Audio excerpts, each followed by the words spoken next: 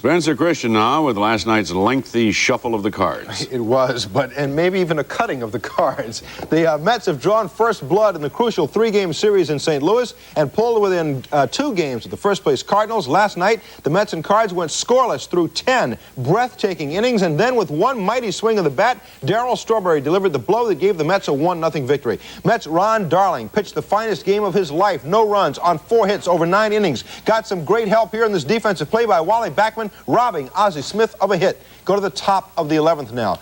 Darryl Strawberry facing reliever Ken Daly. Strawberry crushes one deep to right field, one of the longest home runs of the year. The St. Louis crowd grows silent, but the Mets dugout is going crazy. Strawberry's 28th home run of the year, probably his biggest, gives the Mets a 1-0 lead, but now they have to hold it. Go to the bottom of the 11th. Mets almost let the Cards back in the game. Tommy Herr hits a fly ball to shallow center field. Mookie Wilson, who was playing deep, comes on hard, but blows the basket catch. Herr ends up on second base on the 2-base error. He would later advance to third. And now, with Herr on third base and 2 out, Jesse Orosco nails down the victory, getting pinch hitter Ivan DeJesus to fly out to Mookie in center, and the Mets win a heart-stopper, 1-0. So here's a look at your pennant race in the National League East. Mets now trail the Cards by only 2 games with 5 games to go in the season. Mets still need to sweep the 2 remaining games in St. Louis, or the Cards will almost certainly win the division. Tonight, Mets turn to their ace, Dwight Gooden, and right now, we will turn to Corey McFerrin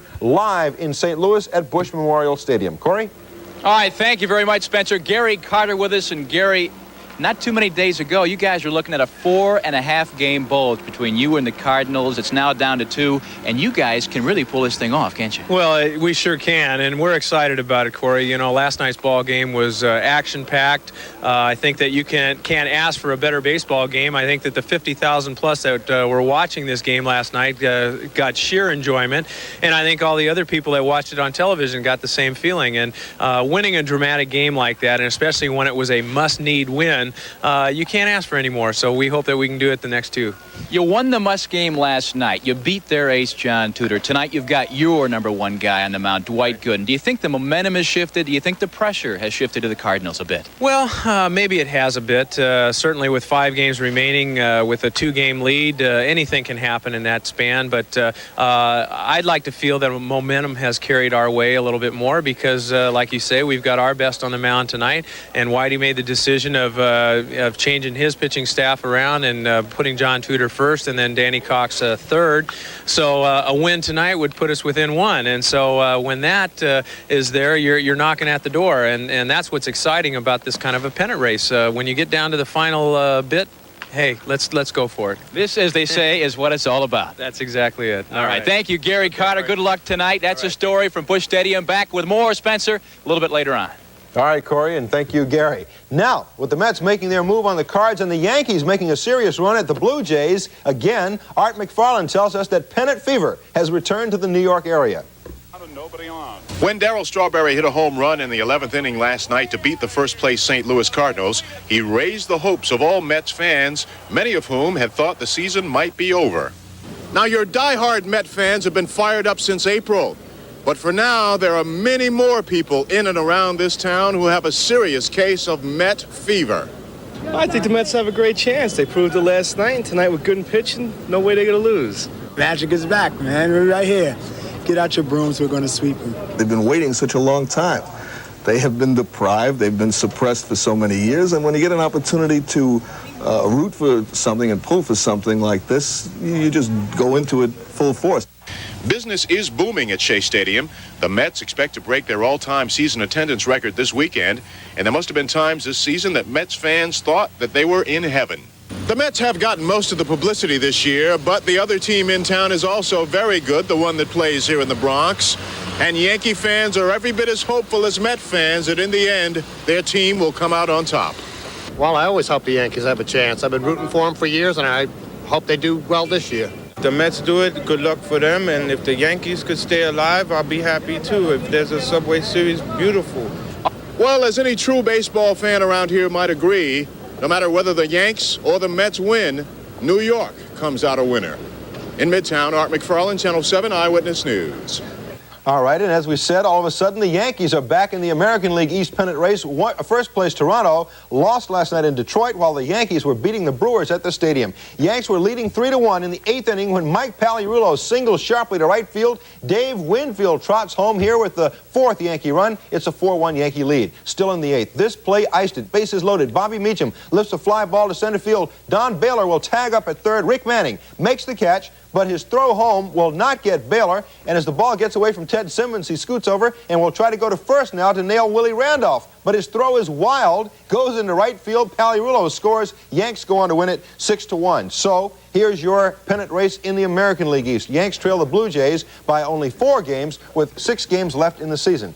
And tonight at the stadium, Yanks will try to keep the pressure on division-leading Toronto when they take on the Brewers again. Jerry Azar standing by live at Yankee Stadium with all the pregame drama. Jerry.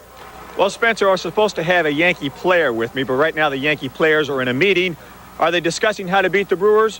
No. Are they discussing how to catch Toronto?